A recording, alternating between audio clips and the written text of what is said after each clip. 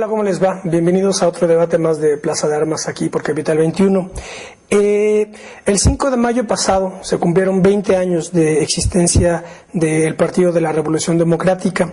Si se comparan esos 20 años en términos absolutos con los 80 años del PRI, aunque el PRI tampoco es una unidad monolítica, pero en todo caso, desde ese punto de vista, si se comparan 80 años del PRI o 70 años del Partido Acción Nacional con el 20 años del PRD, pues podría quedar, digamos, desde este punto de vista eclipsado en términos de años.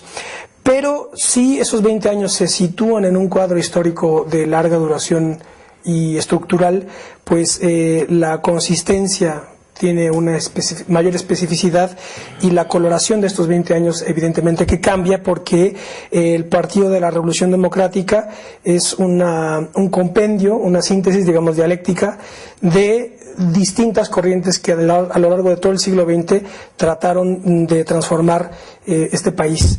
Así que desde este punto de vista, pues realmente en el PRD hay tantos años de ideología y de lucha política como los hay en el PRI o en el propio PAN, porque pues el Partido Comunista Mexicano nace entre el 19 y el 21, su primer congreso es en el 21, así que básicamente tienen los mismos años. Pero en todo caso, pues vamos a hablar en esta ocasión sobre esto, sobre los 20 años del PRI, con un invitado... del PRD. Perdón, del PRD. Tenemos pues un invitado de lujo, y de lujo por partida doble, porque si me lo permite, él es el padrino de Plaza de Armas, porque con él iniciamos este proyecto. Y del PRD también. Y pues fíjense ustedes que también es padrino del PRD, se trata de Porfirio Muñoz Ledo, licenciado. Bueno, más padrino que padre, ¿eh? Oye, me quedo con algunas cosas que dijiste. La primera, pues que no me parece muy precisa, que 80 años eclipsan a 20, todos los viejos eclipsan a los jóvenes, pareces gerontófilo tú. No, lo que pasa es que, bueno, no, desde una primera aproximación... No es eclipse, son periodos distintos de tiempo. Debo decir de entrada que los partidos nacen, crecen, se reproducen y mueren. De eso vamos a hablar. Los partidos no son eternos, es una constitución decimonónica, ni deben serlo, porque acumulan fuerza, pero también acumulan vicios. Me quedo con otra expresión tuya, monolítico. Pues como no es un periodo corrido y uniforme el tiempo de vida del actual PRI, y tampoco, desde luego lo es el del PAN, tampoco lo es el del PRD. Claro. Como el programa es sobre este último, no nos extenderemos, pero en el PRI no solamente existen sus tres periodos clásicos, que es su época de PNR, su época de PRM, el proyecto cardenista, y su época de PRI, sino la época de PRI a su vez se divide en dos, mientras hubo todavía algún impulso estatista, ¿sí? Nacionalista, digamos. Nacionalista y estatista ambos, ¿verdad? Que se prolonga hasta los últimos 70s y primeros 80s, claro. Y luego viene el PRI neoliberal, el PRI neoliberal, que es otra cosa, del cual quieren escapar a través de los discursos de mi amiga Beatriz Paredes, ¿no? Que sí saca del archivo con mucho brillo a veces ideas que ya el PRI no practica. Claro. El PAN, bueno, el PAN tiene su periodo de creación, que es un partido francamente de derecha, y lo que se diga en contra es falso. El PAN fue franquista, no solamente, y ahí están los escritos de Gómez Morín sobre Franco, que se olvidan mucho, ¿sí? ¿Sí? Hay un dejo falangista, basado pues en la fe católica de algunos intelectuales conservadores. De hecho, el color azul también formaba parte del proyecto de Charles Maurras, que era el partido de nacionalista francés. La inspiración teórica es la de Charles Maurras, ¿no? Y toda esta tendencia del partido Acción Francesa, Acción Francesa, incluso el nombre. ¿Qué color azul? Pero en la coyuntura de los últimos 30 y de la Guerra Mundial y de la Guerra Civil Española, nace a la derecha. Claro. Contrasta muy claramente el apoyo de Cárdenas a la República Española con la visión panista de una patria ordenada y generosa, que parece un lema de la Falange. Luego viene su época heroica de pequeñas clases medias en el interior del país, no rurales, eran sinarquistas. Y luego viene el periodo neopanista, y luego viene pues este contubernio del PAN con un neoliberalismo más acusado que el del PRI. Es una competencia a ver quién es más neoliberal, claro, si el Pinto o el Colorado. Vamos al PRD. Mira, para no entrar en subdivisiones de detalle, cada año es una realidad distinta, incluso podríamos decir cada mes y hasta cada día. Sí, en la historia del PRD hay dos periodos muy claramente diferenciados. Uno va del nacimiento, en mayo del 89, hasta mediados del 99. No sé si fue agosto, si fuese julio, agosto. Este primer periodo, que es un periodo de 10 años, un poquito más de 10 años, tiene lugar bajo 3 presidencias del PRD. La de Cuauhtémoc Cárdenas, que fue de 4 años, aunque el primer año se habló de que era el coordinador para que no hubiera reelección, estas cosas, y los 3 años formales de su presidencia son 4, del 89 al 93. Luego la presidencia nacional que a mí me correspondió, ¿sí? Porfirio Muñoz Ledo, por si no me he presentado, y luego la presidencia de Andrés Manuel López Obrador, a quien le entregué el partido, la dirección del partido, en agosto seguramente, primeros días de agosto, últimos de julio del 96. Correcto. Después vienen los problemas muy complejos, o se manifiestan problemas que se me han venido incubando. Es cuando el partido comienza a incurrir en formas internas de ilegalidad. El principal problema que ha tenido el PRD, luego hablaré de sus virtudes históricas, sobre todo en los inicios, es que habiendo sido el promotor más destacado, insisto, porque ahí los panistas piden o demandan ser ellos, sí, una primogenitura que no les corresponde, como quedó claro en el libro de Marta Anaya, o una primogenitura que traicionaron 2 veces, cuando menos, si no es que 3. Que el libro está el de hecho promotor aquí. Del cambio democrático en México es el Partido de la Revolución Democrática en esa época. Nosotros fuimos la voz cantante en las negociaciones de 1989, sensiblemente más avanzados que las posiciones del PAN, y me da mucho gusto que aquí en esta empresa haya unos videos que acabamos de ver, ¿sí? Que hay que digitalizar porque luego ya no se pueden ver, porque cambia mucho la tecnología, de esas audiencias públicas. Sería bueno que se vieran a la luz de lo que estoy diciendo. Nosotros llevamos la voz cantante, el representante del PAN, Diego Fernández de Ceballos, que siempre tuvo una relación muy compleja, por decirlo menos, con el gobierno. Su tarea, no lo voy a juzgar como político, era la concertación. Sí. Era una visión pragmática, les daban acá, les quitaban acá, pero les daban allá, los privaban de victorias electorales, pero les daban otro tipo de ventajas y de prebendas. Eso es absolutamente bien conocido y no creo que sea refutable.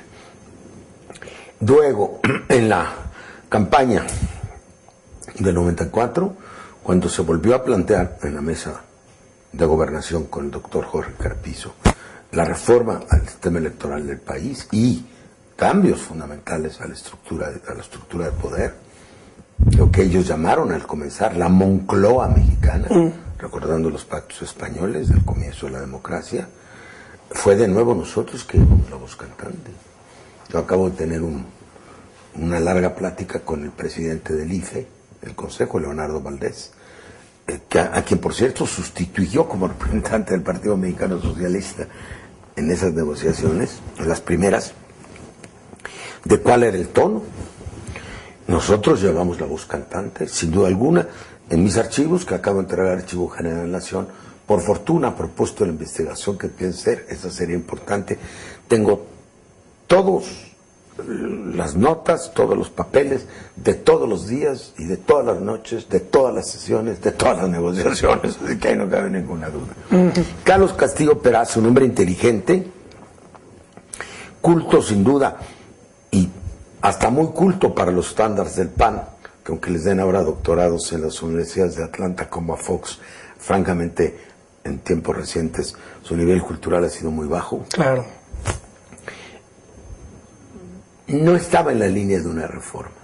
Y no estaba a los primos después de una reforma en profundidad, porque ellos iban ganando, porque habían llegado a un acuerdo con el gobierno, el acuerdo que está en el libro que te cito, el acuerdo famoso en casa del empresario ya es muerto y maestro universitario Juan Sánchez Navarro, en el cual el PAN se comprometió a no votar en la calificación de Carlos Salinas a cambio de un programa de gobierno. Cuando Cloutier dijo después, nos robaron el programa, no se lo robaron, lo negociaron. Entonces es el contubernio entre el PRI y el PAN, a cambio de dejar la presidencia. Hay una frase de Carlos Castillo Peraza en ese libro, narrado por un panista, que lo pinta de cuerpo entero. Cuando una noche están discutiendo las cifras, que si tenemos cifras, que ganó Cuauhtémoc, y ellos ya habían dicho que Cloutier no había ganado, pero no sabían quién había ganado. En eso andaban. Cuando ellos tenían tantas evidencias como nosotros, y lo saben todavía hoy, de que nosotros ganamos esa elección, todas las evidencias son en ese sentido. Dice Carlos Castillo Peraza, no estoy hablando de matemáticas, estoy hablando de ideología. No conviene que lleguen al poder. Lo mismo que dijo Fox cuando organizó el desafuero de López Obrador, me lo dijo a mí. Fue la última discusión que tuve con él en su oficina siendo presidente. Oye, Vicente, no puedes hacer esto, que tu partido no es demócrata. Tú has sido el gran beneficiario de un proceso que costó mucho esfuerzo, muchas vidas, muchos años. Tú no puedes traicionar a la democracia. Me dijo, yo no permitiré que López Obrador lleve la presidencia. Ese es el democratismo del PAN, ¿no? Ese es el democratismo. Es decir, era mucho más ideológico que democrático. Ellos tenían una cierta venganza ahí contra gobiernos de la revolución y traían una ideología privatizante, así es que les cayó de perillas. Y una nueva relación entre la Iglesia y el Estado, que fueron los acuerdos a los que llegaron con Salinas. Pero volvamos al PRD. Entonces, ese PRD del que estoy hablando, el de los 10 primeros años, sí, es el que impulsa las negociaciones del 89, es el de los mártires, 400, 450 desaparecidos.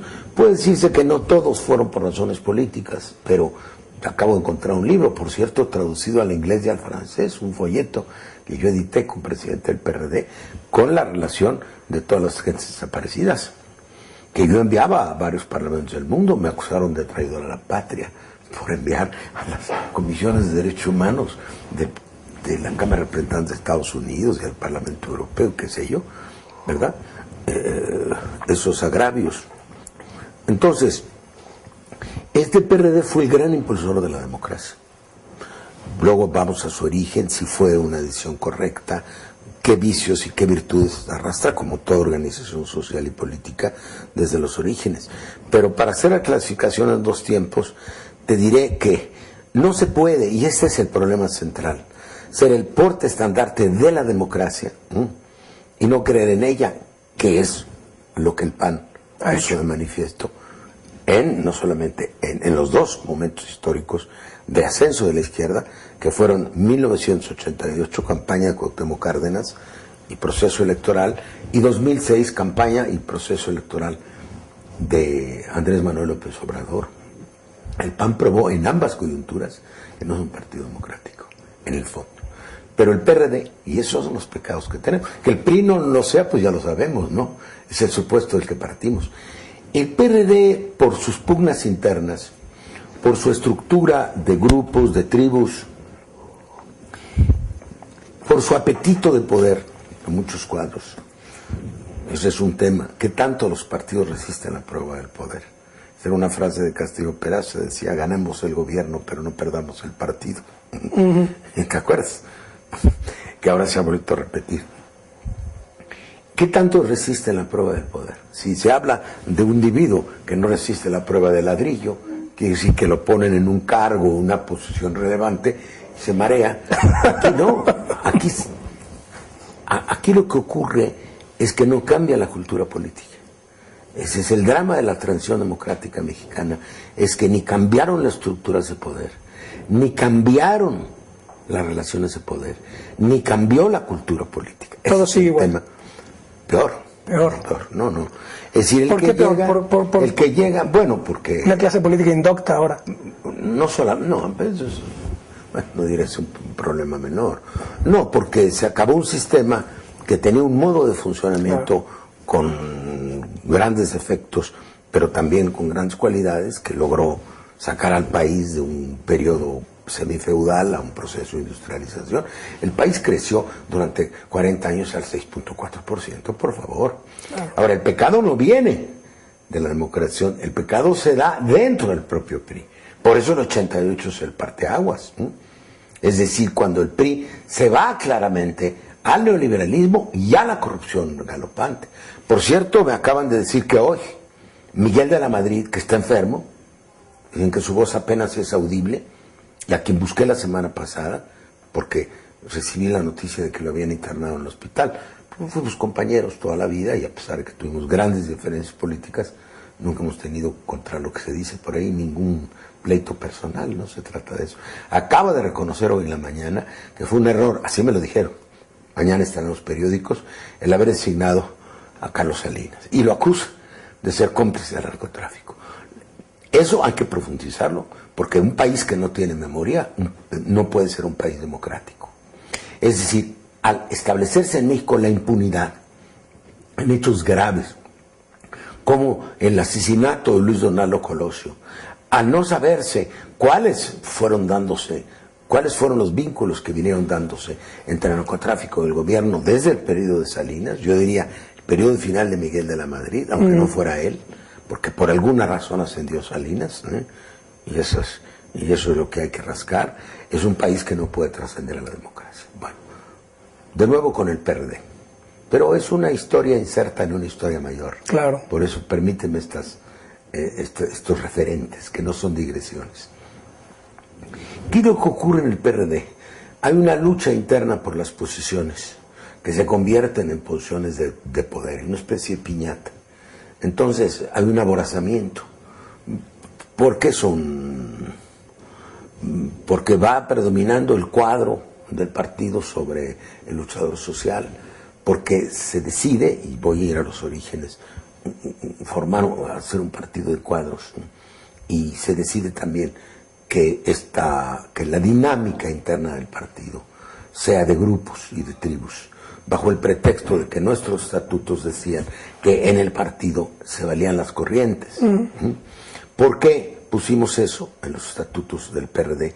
Porque nuestra lucha, los de la corriente democrática que habíamos roto con el PRI, era precisamente que nos conocieran como una corriente de pensamiento y una corriente de acción también. Entonces, de entrada, en este partido se vale corrientes. Correcto. Puede ver cuántas corrientes hay. Lo que pasa es que eso esconde, es la máscara de las tribus, que son bien conocidas. Entonces, ¿por qué digo que hay una etapa distinta? Porque en las elecciones del 2009 comienza una crisis de la que el PRD no ha salido, ¿sí? Y comienza, personajes nuevos los voy a nombrar, con algunos tengo excelente relación de amistad, con otros hay distanciamiento político,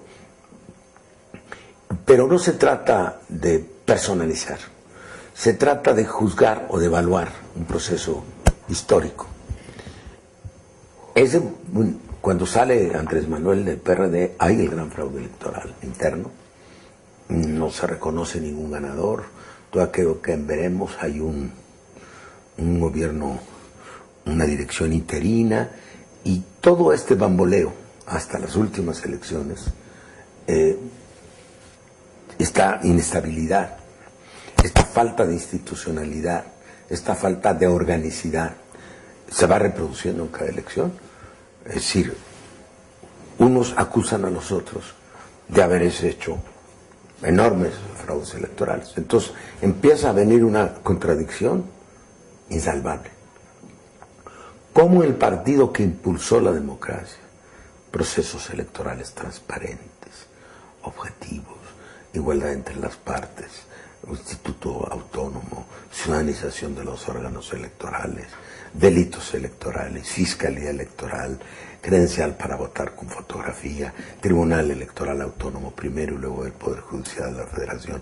Son cientos de negociaciones, sino que miles.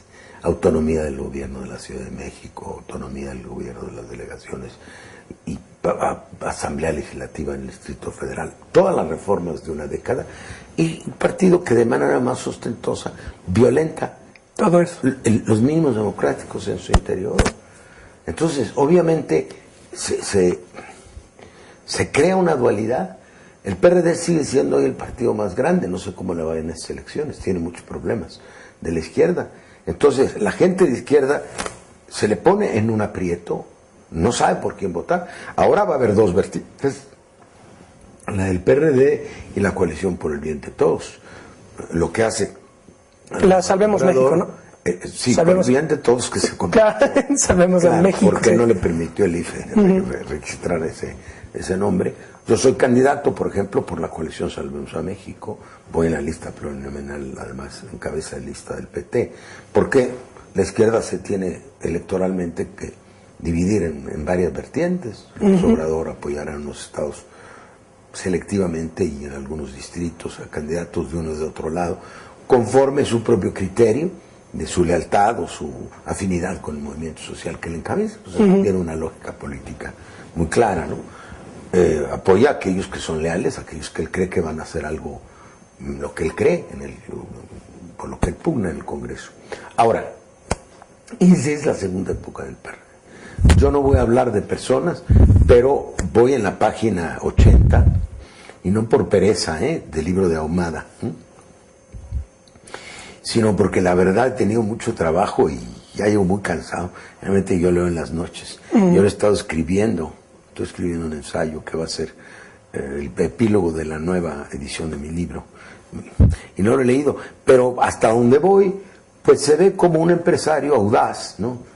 Obviamente inescrupuloso, aunque muy listo y simpático, ¿verdad? En términos sociales, ¿sí? Va aprovechándose de estas debilidades, de gente que no han ejercido el poder, que no tienen ligas con contratistas como los tenían los del PRI, establecidas de mucho tiempo, que incluso no le saben a la cosa de la administración. Por cierto, en una época, la época final, la época del Partido Socialista Unificado de México, fue la anterior al PMS, se habían creado para eso despachos con consultores, ¿sí? Para asesorar a los que ganan a los municipios. Había ideas de qué se debía hacer para aprender el ejercicio del poder. Es muy distinta a la formación que teníamos, y voy a los orígenes del PRD, quienes habíamos participado en el gobierno federal, incluso habíamos sido, en mi caso, secretario de Estado, había transcurrido toda una carrera político-administrativa y había sido incluso embajador de México. La experiencia que nosotros teníamos en líderes de gobierno de la que tenían los militantes de izquierda, que incluso los más brillantes o destacados nunca habían tenido una función pública. Sí, hubo varios componentes del partido, bastante diferenciados. Entonces yo distingo, para terminar este primer capítulo, estos dos épocas distintas. Debo decir que mi renuncia al PRD, que fue en enero del 2000, sí, se vino, digamos, precipitando, se vino conformando, precisamente a partir de esos acontecimientos. Yo estuve muy en desacuerdo con decisiones fundamentales que se tomaron, con formas de encubrimiento y sobre todo con violaciones, ya no digo flagrantes, descaradas a la legalidad del partido. Y voy a dar una, que es la que determinó mi renuncia. Teniendo yo el ofrecimiento de los principales dirigentes del partido y después de la coalición que se formó, de ser candidato al gobierno de la Ciudad de México.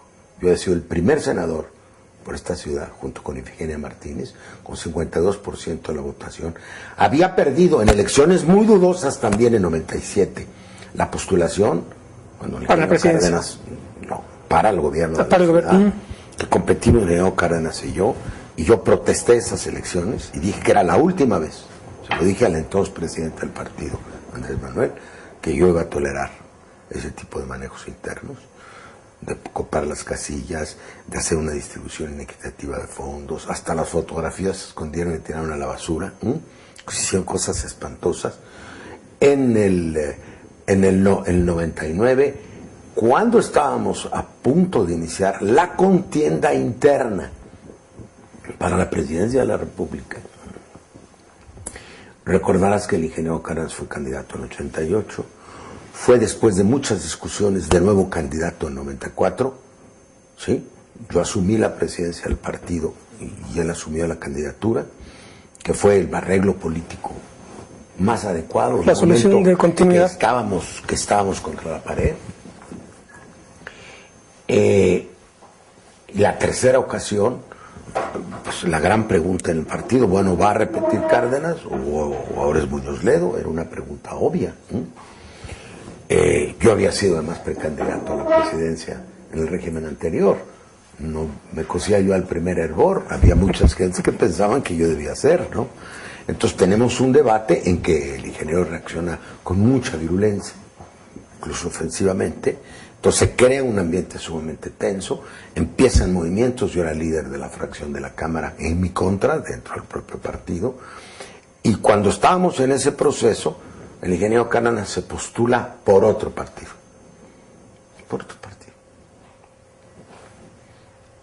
en violación, pero absoluta, a una disposición expresa de los estatutos, que sin autorización del partido, autorización cuando se hace una alianza, ¿no? Es obvio.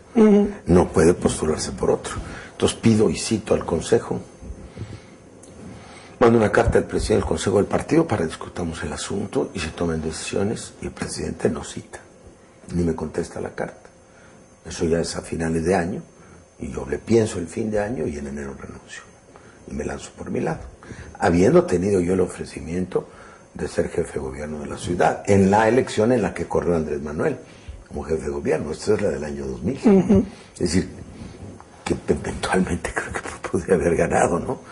Es decir, para quien dice que uno cambia de partido por interés personal, yo no cambié de partido por interés personales. Yo he renunciado a 2 partidos, al PRI, por razones que hoy, el día de hoy, Miguel de la Madrid, y lo voy a buscar hoy mismo, me acaba de dar la razón histórica.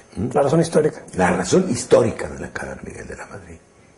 No solamente a mí, que fui el que inicié el movimiento del 86.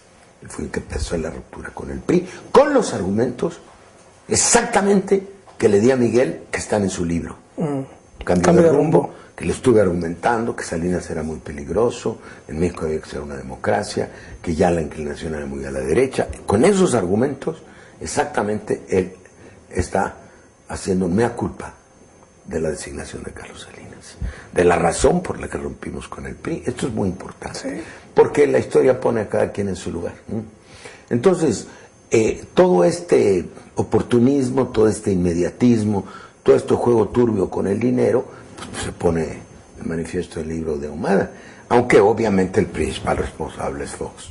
Salinas como operador del contubernio, y Fox que libera al hermano del presidente, Raúl Salinas, a cambio de los videos. Entonces, ¿dónde está Fox? No debía estar Fox en la cárcel. Eso es lo que yo no entiendo. No es no podrá ser un país decente políticamente si no se hace una fiscalía para Fox. Es no solamente un gran traidor a la democracia, es también un gran pervertidor del sistema. Bueno, estas son las etapas del PRD. Yo quiero decir que su origen es discutible, que visto en perspectiva, sí era importante crear un polo electoral que entusiasmara a la gente, aunque, y que tuvo días gloriosos, hay que decirlo, pero que el cálculo político no fue el mejor. La corriente democrática era una ruptura del PRI, arriba, pero era un gran movimiento ciudadano que llenaba los zócalos. Los partidos de izquierda tenían militancias más pequeñas. Algunos de los compañeros, en particular Efigenia Martínez, recuerdo decía, bueno, ellos tienen los cuadros, nosotros tenemos la gente, porque nosotros apenas sacamos cuadros del PRI, salieron los de Michoacán, porque terminaron en muy malos términos con el gobernador entrante, ¿no? Entonces todos se fueron, y eso fue una ayuda para nosotros. Pero quitando los cuadros de Michoacán, nosotros éramos la gente en la calle, significábamos en un balcón hablándole a la gente, ¿sí? Las plazas de todo el país se llenaban y las de las universidades también.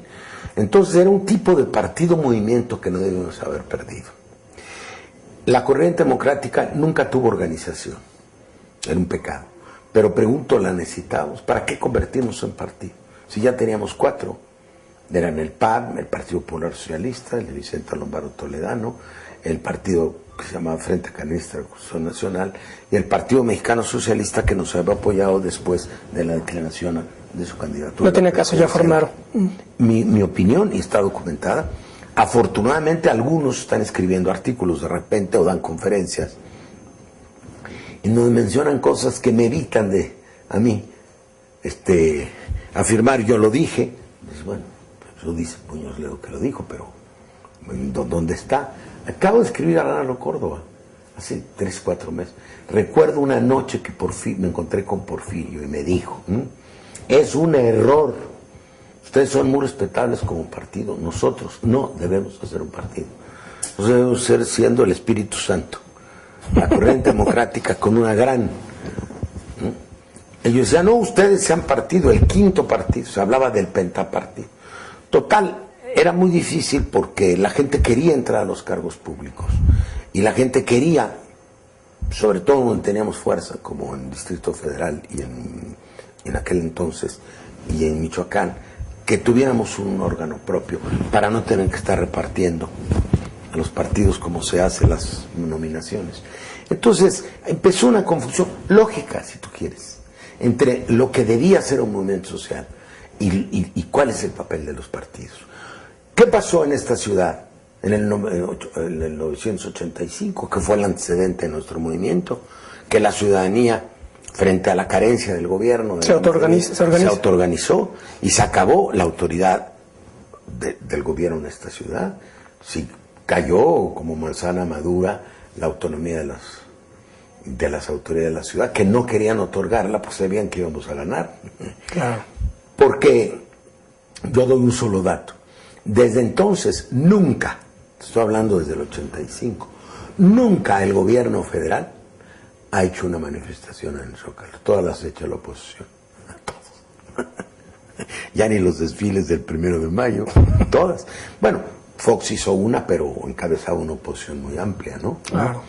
Entonces, el movimiento era eso, que era los estudiantes, por el conflicto de la universidad, eran los campesinos disidentes de la CNC, que luego se regresaron cuando no vieron claro, eran los movimientos urbanos populares, eran las organizaciones no gubernamentales, eran las feministas, los ecologistas, los defensores de derechos humanos, era la sociedad la que estaba ahí, ¿sí? Y eso los partidos tienden a secarlo. Yo no digo que sea un mal exclusivo de México, ni que sea un mal exclusivo de la izquierda. En eso tuvimos, en el IFE, por cierto, en la época de Boldenberg, un debate que está publicado sobre la sociedad y los partidos, donde recuerdo muy bien, yo dije que la izquierda no debía ser partidos cerrados, sino partidos abiertos a la sociedad. Castillo Peraza dijo que él no estaba, porque los partidos se mezclaban con las ONGs, que no eran sino los abajo firmantes. Y el PRI, bueno, con su vieja idea corporativa, ¿no? Sus organizaciones de base. Entonces, el tema es, y es a lo que quiero ir, son dos cosas, para no extendernos mucho. ¿Cuál debe ser, o cuál debiera ser la organización de un nuevo partido de izquierda?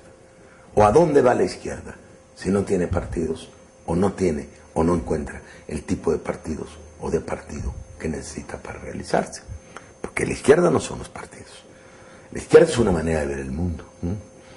La izquierda es una actitud, una mentalidad, un pensamiento. Esta joven se ve que es de izquierda porque está diciendo casi que sí a todo lo que yo digo, o la estoy convenciendo. Entonces, eso, ¿se identifican las gentes con los partidos de izquierda, los militantes? Mucha gente no sabe por qué votar. Ahora creo que tiene la solución coyuntural, que espero tome otra forma después, de la coalición Salvemos a México. Por último, antes de terminar, el principal pecado de esa fusión porque tú hablas del Partido Comunista. El Partido Comunista fue registrado cuando la reforma en Reyes Heroles, a condición de cambiar de nombre. Todavía lo dejaron jugar con la hoz y el martillo un rato, y de ampliar su nomenclatura. Entraron profesores universitarios, empezó a distintarse un poco, para decirlo, y se creó el Partido Socialista Unificado de México. En el 81. Pero fue una transformación del PC. Y el PMS fue una agrupación con nuevos partidos, incluyendo el Partido Mexicano de los Trabajadores de Alberto Castillo. Entonces, de alguna manera nosotros fuimos la última en la transformación del Partido Comunista. Eso tiene muchas ventajas de tradición histórica, porque en tu contabilidad entonces ya resulta el PRD el partido más antiguo de México. Para veas que desde ese punto de vista sí. Claro, me lo dijo Diego Fernández de Ceballos, que es el representante del PAN, y que había estado totalmente de acuerdo en que era más fácil convertir al PMS en PRD que hacer asambleas en todo el país, claro, que el gobierno quizá no las iba a validar, a pesar de que a mí me ha dicho que sí dijo, son los herederos de los tiranos comunistas, es el partido de José Stalin. Me enojé tanto que le dije tartufo, me acuerdo, no sé cómo me vino la palabra de una obra de Molière, tartufo. Le dije, ahí está grabado, por cierto, a lo mejor ahí lo tienes también. Entonces, hay dos cosas a mí que me... Sí, por favor. Dos cosas que me vienen a la mente. Primero, cuando hablaba usted de esta contradicción, digamos, constitutiva de un movimiento que propugna por la democracia y la liberalización, y después la traiciona. Yo recuerdo esta frase fantástica de Carlos Marx, no recuerdo si es el 18 Brumario o la lucha de clase en Francia, cuando decía Marx, la burguesía liberal se desgarra las vestiduras por el voto universal, y lo que obtuvo fue la lucha de clases. Y entonces ahí, en esto estriba su miseria y sus propias contradicciones. Formalmente busca la libertad o la democracia universal, digamos, pero en el fondo, cuando ve que se detona la lucha de clases, entonces se echa para atrás. Eso me parece que... Es decir, se asusta. Se asusta. Y entonces, esta es la decadencia analizada por... Primero pone el coco y luego le tiene miedo. Exactamente. Sor Juana Inés. Y dice, hasta aquí, yo quería, pero hasta aquí. Cuando tú entres, entonces ya no. Y lo otro que me vino a la mente también fue cuando usted hablaba de este problema, en este segundo bloque de la historia del Partido de la Revolución Democrática, que es cuando ya llega al poder. Yo recuerdo... Pero eso no es aplicable al PRD, eso es mucho más aplicable al PAN. La cita que estás haciendo de Marx sería una manera de juzgar las tropelías de Fox. Sí, claro. Es decir, el PAN no estaba por la democracia y la libertad. Estaba por otra cosa. Pero cuando aparece la izquierda, la desafía y dice, ya no. Explica no solamente a Fox, explica los acuerdos secretos entre el PAN y Carlos Salinas de Gortari. La gran traición a la democracia del PAN son esos acuerdos secretos. Ellos se hacen chiquitos, se hacen los locos y miran para otro lado. Sí, claro, pero el problema ahí fue que el ingeniero Cárdenas, que sí tenía los pelos en la mano, hasta donde se podía tener, él sí estaba obligado a echarse para adelante a una gran movilización social, y eso no lo hizo, que esa es mi diferencia histórica con él, y también está documentado por varios autores que lo que digo lo dije en su momento, que luego dicen que no. Hay una historia que cuenta en un artículo publicado, creo que en Proceso, el Diablillo de Jorge Castañeda, que es muy listo, que cerca de mi casa, aquí en el sur, en los días del 88, le dije, dice que en un café oscuro, este es el momento de tensar la cuerda. ¿Usted le dijo? A él. Y le dije, se va... los cambios democráticos van a tener que hacerse en todas partes por la movilización social. Hay que presionar con todo el gobierno. Eso lo escribe después cuando yo le tensé la cuerda al gobierno siendo líder de la Cámara y los obligué a reconocerlo. Pero ellos sabían que yo soy de una palabra, que si digo para adelante, lo mejor es que me peguen un tiro y que estoy dispuesto a eso. Y estos no, esa es la diferencia. Muchos de estos no, ¿entiendes? Hay adoración, hay un sacrificio en la lucha democrática. Tienes que estar dispuesto a todo. A todo. Si no, no te metas. No te metes para rescatar ahí del naufragio un partido. No, eso no. Eso retrasa. Fíjate, los cambios. ¿Cuál es? Hablando de Carlos Marx. Si son los panistas los que se asustan del proceso democrático. O los liberales, digamos. Los liberales, sí, eran los liberales, para el caso. Y dice, no, sí, pero siempre que gana la derecha. Me salió aquí el chirrión por el palito. Resulta que lo que desperté no era una burguesía ávida de libertad. A lo que desperté fue un pueblo ávido de comer. Exactamente. Desperté un pueblo con hambre. Entonces eso ya no me gusta. O los organizo como un neopopulismo, como hicieron los rusos y luego los alemanes, es la historia de los primeros populismos, o desarticulo el proceso democrático, y a la primera vez que va a ganar el otro lado, le asesto el trancazo o lo traiciono la democracia. No, lo que yo quiero decir son, para terminar, 2 puntos, si tú me lo permites. 1, el tiempo histórico del PRD, no la historia del PRD, que hay pequeña historia, historia minúscula, historia grande, historia grandiosa y de todos. El tiempo histórico del PRD tiene la gran contradicción, insalvable, que es el periodo del neoliberalismo. Nosotros le dimos acceso al neoliberalismo por no tomar las decisiones adecuadas, que son irrepetibles en la historia. ¿Sí? ¿Por qué? Porque si nuestra denuncia contra la candidatura de Carlos Salinas y nuestra lucha, nuestra ruptura con el gobierno y con el PRI, nuestra ruptura con el sistema, eran para evitar lo que ya veíamos, que era un cambio radical un giro de timón, país, a no echarnos para adelante, nosotros lo conectamos. De alguna manera la izquierda ha venido avalando el neoliberalismo y no se dan cuenta de que nosotros lo precipitamos por una gran indecisión, por una gran cobardía, por un gran contubernio. Yo no me meto en este momento en ese análisis. Lee el libro de Marta Anaya sobre el 88 y vas a saber más. Y hablamos todos, ¿eh? Ahí está Salinas hablando, y Cárdenas, y yo, y Bartlett, y todos, ¿sí? Y Bernardo Batis, y González Ismael. Mira, 20 años. 20 años de neoliberalismo. Se puede decir son 25. Bueno, porque es que Miguel de la Madrid empieza a enrumbar el país después de sus acuerdos con los Estados Unidos en el 84. Pero la deriva definitiva es Salinas. Todavía Miguel de la Madrid oscila un tiempo entre mantener el poder del Estado, privatizar los bancos, no privatizarlo, mantener una política nacionalista, y ahí está el proceso de contadora que se da en tiempo de la Madrid. Hay una ambigüedad, yo lo llamo el periodo hamletiano de la Madrid, entre el profesor de Derecho Constitucional y el funcionario del Banco de México, las influencias, las presiones, hasta que Miguel se decide pagar la deuda con petróleo, romper con el Pacto de Cartagena, que era la moratoria latinoamericana, para que no pagáramos la deuda, o la pagáramos de modo distinto, y va aflojando, y su verdadera decisión, de acá o allá, o en medio, es la elección de Carlos Salinas. Esa es su verdadera decisión. Claro, esta declaración de la Madrid de hoy puede ser un poco como la que hizo Salinas, diciendo una década perdida después de que yo me fui y fue el diluvio. Claro. También debe tener ese tono, ¿no? Decir, bueno, yo mantuve, pero me equivoqué en la asociación, me equivoqué. Ya el otro fue el responsable del desastre. México tiene 20 años, 25 si toma el pelo en la Madrid, y no crecer económicamente. México ha sufrido uno de los más bestiales adelgazamientos del Estado. México vive en la más profunda decadencia del sistema educativo.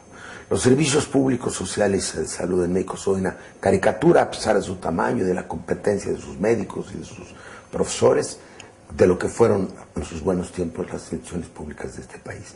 No hay casi institución pública, muy pocas se salvan. Tal vez la UNAM sea un ejemplo que no está en decadencia. Este país ha tenido la más grave de concentraciones del ingreso del porfiriato. La más grave concentración del ingreso de su historia, por el tamaño del país que somos. Hay quienes consideran que somos el país más desigual de la tierra. Sí. Entonces, cuidado, todo eso ha pasado desde que se fundó el PRD. Entonces, ¿qué somos los testigos de eso? Porque nunca lo pudimos parar. ¿Es la vía electoral? Esa es una gran pregunta, la que va a detenerlos. Yo veo la vía electoral como un instrumento adicional para no romper el orden público, porque yo coincido en eso con Andrés Manuel. No hay que desatar la violencia ya está en las calles, es la violencia del narco. No hay que jugar con fuego, no sabemos qué puede pasar en un país vecino territorial además de los Estados Unidos de América. Pero yo creo que algo que nos marcó, y que no me considero un adelantado, como alguna vez me llamó en un libro José Agustín Ortiz Pinchetti, pero que yo, por si quieres mi experiencia internacional, yo venía de más de 6 años en Naciones Unidas, en muchas funciones, incluyendo el Consejo de Seguridad, había recorrido el mundo, sabía lo que estaba pasando, y se hablaba de la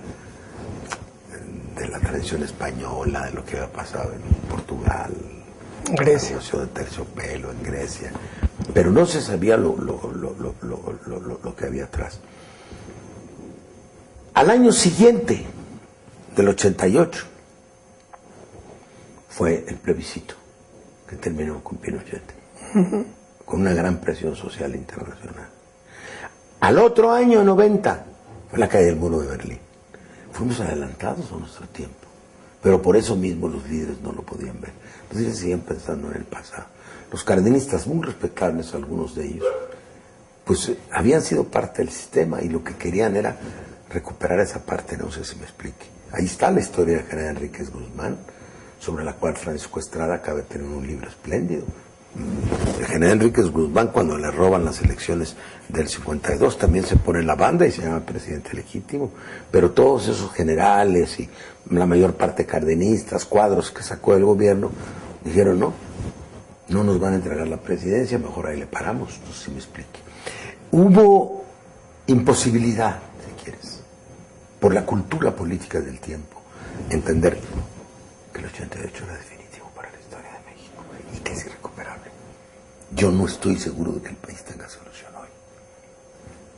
Porque aunque la tuviera, aunque pudiera hacerse un cambio radical, tardaríamos 20 o 25 años en reparar cómo reconstruimos el sistema financiero del país, cómo recuperamos una banca nacional, el sistema educativo, el crecimiento económico, cómo se reconstruye el sistema educativo, cómo se inventa y se logra un sistema fiscal digno de un país moderno, cómo recupera México su lugar en el mundo, ¿no?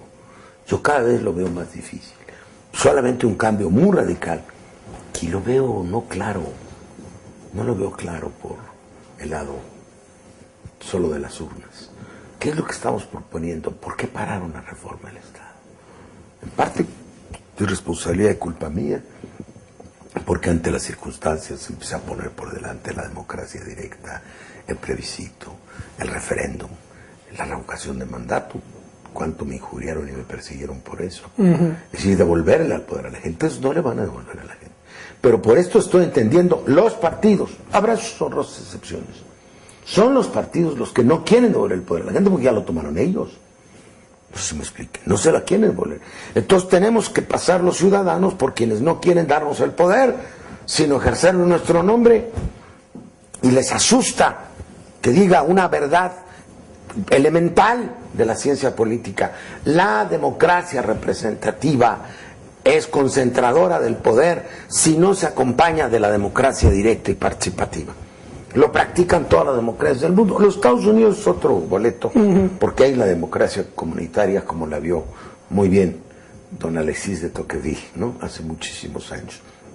En Europa no hay decisión importante que no tenga que ser checada en las urnas por la gente. Un congreso, como ocurrió en Francia, la asamblea iba a votar por 85% el proyecto de constitución, decidió el presidente de la República para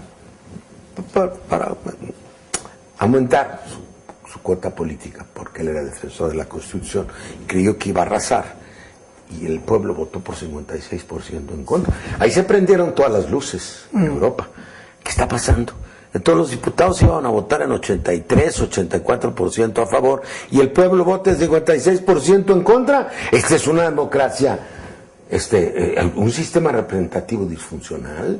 Entonces, si tú no estableces contrapesos que necesariamente son ciudadanos, necesariamente son. Hay dos tipos de contrapesos: los horizontales, y los verticales. Los horizontales son órganos de vigilancia, control de rendición de cuentas, porque esas son las grandes reformas que no quieren. Pero tú crees que el PRI no la quiere, el PAN menos. ¿Y tú crees que el PRD, pensando que va a llegar al poder, la propondría? La autonomía del Ministerio Público. ¿En qué país del mundo el acusador de los delitos, que el ciudadano no puede acusar un delito, tú tienes que ir al MP? ¿Y de quién depende el MP? Del gobernador o del presidente. Tú solamente puedes acusar la comisión de un delito ante un juez a través de un empleado del presidente de la República. Esto es una tontería. Y sin embargo no son capaces. Lo sacaron de la agenda ya con el proyecto en la mano y ni siquiera lo metieron en la última discusión. Todavía en las anteriores lo pudimos meter hasta el final. Entonces los controles horizontales, los poderes jurídicos del auditor general de la Federación, la autonomía del Ministerio Público para que no lo usen como un instrumento político en contra de sus adversarios, como lo hizo Fox y como lo siguen haciendo ahora, y los controles verticales por la sociedad. Ahora, ¿cómo le hacemos para esa gran reforma constitucional por la que tanto he luchado? No nos las van a dejar hacer. Ya 3 veces ha fracasado. Acabó. Estoy haciendo denuncias muy fuertes, las fui a hacer a la Cámara de Diputados. Pues las soluciones son una asamblea constituyente. Este país no puede pasar el bicentenario sin una asamblea constituyente que haga una nueva constitución. ¿Cómo la vamos a lograr? No sé, la izquierda crecerá muy probablemente en las urnas, en sus distintas variantes, sobre todo por el lado de la coalición. Pero por ahí no vamos a cambiar las cosas. Se necesita que la ciudadanía se ponga en pie. ¿Cómo vamos a quitarle a los medios electrónicos, a los grandes monopolios de Televisa, etcétera, el control sobre las mentes que ejercen en México? Nosotros tenemos que inventar hoy un nuevo tipo de partido. Lo ideal, y lo han escrito algunos militantes del PRD, de otros partidos, o intelectuales de izquierda independientes, sería una especie de partido frente muy abierto a la sociedad, que entendiera que la función del partido es vehicular, no sé si me explique. No solamente porque su función sea privilegiar a los candidatos externos, con prestigio social y con apoyo de la comunidad, sino que su función es movilizar a la gente. Que las urnas, que elegir funcionarios o representantes populares no es la función última de un movimiento social, porque del plato a la boca se cae la sopa, o de la calle a la cámara se cae el impulso, ¿me entiendes? Si no va acompañado de un gran movimiento social, la izquierda va a seguir siendo un aval, ¿sí?, de la política neoliberal. Claro, fue Reyes Heroles el que lo inventó, porque ese fue un proyecto de él, no el que nosotros teníamos un año antes, del cual acaba de hablar Ramírez Araujo en un homenaje que me hizo la Facultad de Ciencias Políticas, cuando yo le pedí un año antes, 2 años antes de lo de Reyes, un programa integral de reforma política. Un grupo de profesores dice que escribieron 267 páginas y que me las dieron. Es que todo está documentado.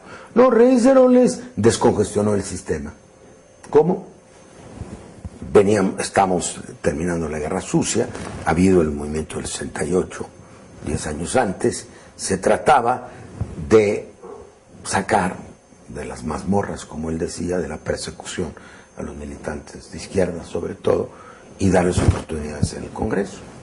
Pero también una manera de burocratizarlos. Reyes Heroles decía, a quien lo quería oír, voy a tener 100 pájaros de colores, eran 100 plurinominales, 100 pájaros de colores trinando en el Congreso como en una gran jaula, pero no van a cambiar nada. Lo que resiste apoya, decía Reyes Heroles. ¿Resistir es apoyar, decía? Decía, esa fue su famosa frase, resistir es apoyar. Entonces, el PRD no es heredero, aún en contra de su diseño original y de la voluntad de quienes luchamos por él, de la reforma de Reyes Heroles. No se ha convertido, salvo el gobierno de la Ciudad de México, que sí es un espacio de poder real del cual tendremos que discutir cómo se ha venido generando, no es de alguna manera o en alguna medida una presencia testimonial. En México hay izquierda aquí, como fue la de los diputados del partido en la época de Díaz Ordaz, cuando Reyes Heroles era diputado, y él defendió esa propuesta, darles ahí un lugar a la tribuna al líder del PAN, Adolfo Crisli, todavía a Vicente Lombardo Toledano, eran 5 para un partido, 5 para otro. Entonces López Mateos viajaba por el mundo. En la época de López Mateos, ya Sorada, secretario de Gobernación, viajaba por el mundo. Fue el primero que fue a Europa. Entonces era muy bueno que se dijera que México era un país plural y que los grandes líderes de las ideologías más encontradas tenían voz en el Congreso. Pero era para apuntalar el antiguo sistema, no para destruirlo. Claro. Entonces, ¿hasta qué punto la gran falla histórica de todos nosotros, cada uno con su responsabilidad propia y todos con una responsabilidad colectiva, no es haber sido finalmente el aval de esta astrosa política neoliberal?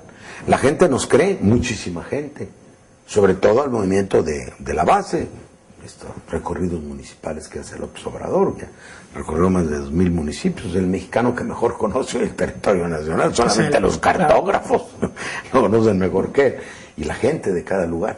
Pero si no aspiramos a un movimiento social que sea el que ponga en jaque al sistema, y si no logramos articular una clase política de izquierda, que fue la gran esperanza del 88, competente, decente, honrada y decidida a partirse la cara por el país, habremos hecho un mal papel en la historia. Muy bien, pues licenciado, muchísimas gracias por estar otra vez con nosotros. Yo nada más añadiría para terminar que así como la izquierda de este país defendió primero la República, después defendió la República y la soberanía, después defendió la Revolución Mexicana y después, en estos últimos años, defendió la democracia, yo creo que a estas alturas, con la crisis del sistema capitalista que tenemos encima, yo creo que la izquierda tiene que volver a replantearse y a defender de alguna manera al socialismo. Eso es por lo menos uno de los intereses en los que yo también estoy pongo ahí las manos al fuego. Es otro tema. Es otro tema, el que socialismo. Debe merecer. Yo leí tu ensayo, último, sobre la cuarta izquierda en México. La gran pregunta ante esta crisis es una crisis por exceso o es una crisis estructural. Es decir, lo que está en juego es el capitalismo mismo, esa es la gran pregunta, y creo que los altermundistas tienen una respuesta más fresca que la nuestra. El altermundo está contra la democracia liberal representativa, no contra cualquier forma de democracia, y está contra el capitalismo. No se hace bueno, no está solo contra el neoliberalismo. Entonces, toda izquierda que se respete en el futuro tiene que replantearse, tiene que reformularse. ¿Qué es la democracia? Sí, y la respuesta es democracia radical, así se ha formulado, y cambio de modelo económico, que es un alto al acceso al capitalismo o a su funcionamiento. Ahí está la gran pregunta. Muchísimas gracias. Bueno, y al contrario. Nos vemos la próxima semana. Esto fue Plaza Hermosa.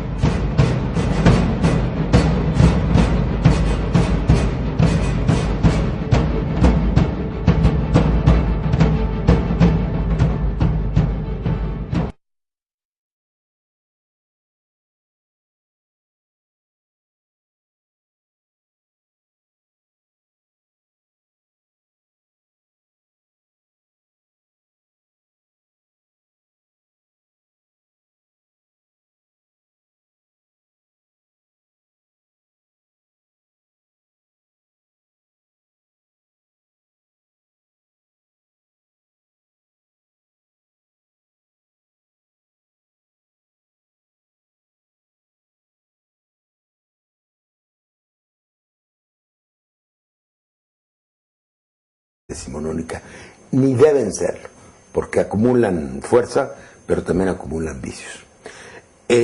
Me quedo con otra expresión tuya, monolítico. Pues, como no es un periodo corrido y uniforme el tiempo de vida del actual PRI, y tampoco, desde luego lo es el del PAN, tampoco lo es el del PRD. Claro.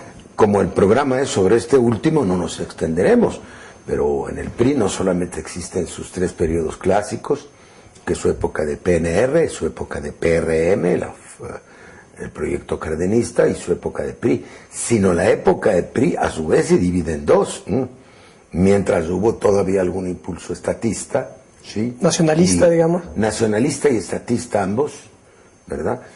que se prolonga hasta los últimos 70s y primeros 80s, claro. Y luego viene el PRI neoliberal, el PRI neoliberal, que es otra cosa, del cual quieren escapar a través de los discursos de mi amiga Beatriz Paredes, ¿no? Que sí saca del archivo con mucho brillo a veces ideas que ya el PRI no practica. Claro. El PAN, bueno, el PAN tiene su periodo de liberal, claro. Si el Pinto o el Colorado. Vamos al PRD. Mira, para no entrar en subdivisiones de detalle, cada año es una realidad distinta, incluso podríamos decir cada mes y hasta cada día. Sí, en la historia del PRD hay dos periodos muy claramente diferenciados. Uno va del nacimiento, en mayo del 89, hasta mediados del 99. No sé si fue agosto, si fue julio, agosto. Este primer periodo, que es un periodo de 10 años, un poquito más de 10 años, tiene lugar bajo 3 presidencias del PRD. La de Cuauhtémoc Cárdenas, que fue de 4 años, aunque el primer año se habló de que era el coordinador para que no hubiera reelección, estas cosas, y los 3 años formales de su presidencia son 4,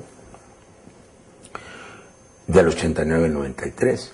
Luego la presidencia nacional que a mí me correspondió, ¿sí? Porfirio Muñoz Ledo, Creación, que es un partido francamente de derecha, y lo que diga en contra es falso. El PAN fue franquista, no solamente, y ahí están los escritos de Gómez Morín sobre Franco, que se olvidan mucho, ¿sí? ¿Sí? Hay un dejo falangista basado pues en la fe católica de algunos intelectuales conservadores. De hecho, el color azul era también formaba parte del proyecto de Charles Maurras, que era el partido de nacionalista francés. La inspiración teórica es la de Charles Maurras, ¿no? Toda esta tendencia del partido Acción Francesa, Acción Francesa, incluso el nombre. ¿Qué color azul? Pero en la coyuntura de los últimos 30 y de la Guerra Mundial y de la Guerra Civil Española, nace a la derecha. Claro. Contrasta muy claramente el apoyo de Cárdenas a la República Española con la visión panista de una patria ordenada y generosa, que parece un lema de la Falange. Luego viene su época heroica, de pequeñas clases medias en el interior del país, no rurales, esos eran sinarquistas. Y luego viene el periodo neopanista, y luego viene pues este contubernio del PAN con un neoliberalismo más acusado que el del PRI. Es una competencia a ver quién es más neoliberal. Hay tantos años de ideología y de lucha política como los hay en el PRI o en el propio PAN, porque pues el Partido Comunista Mexicano nace entre el 19 y el 21, su primer congreso es en el 21, así que básicamente tienen los mismos años. Pero en todo caso, pues vamos a hablar en esta ocasión sobre los 20 años del PRI, con un invitado... del PRD. Perdón, del PRD. Tenemos pues un invitado de lujo, y de lujo por partida doble, porque si me lo permite, él es el padrino de Plaza de Armas, porque con él iniciamos este proyecto. Y del PRD también. Y pues fíjense ustedes que también es padrino del PRD, se trata de Porfirio Muñoz Ledo, licenciado. Bueno, más padrino que padre, ¿eh? Oye, me quedo con algunas cosas que dijiste. La primera, pues que no me parece muy precisa, que 80 años eclipsan a 20, todos los viejos eclipsan a los jóvenes, pareces gerontófilo tú. No, lo que pasa es que, bueno, no, desde una primera aproximación... No es eclipse, son periodos distintos de tiempo. Debo decir de entrada que los partidos nacen, crecen, se reproducen y mueren. De eso vamos a hablar. Los partidos no son eternos, es decir, una consumación de...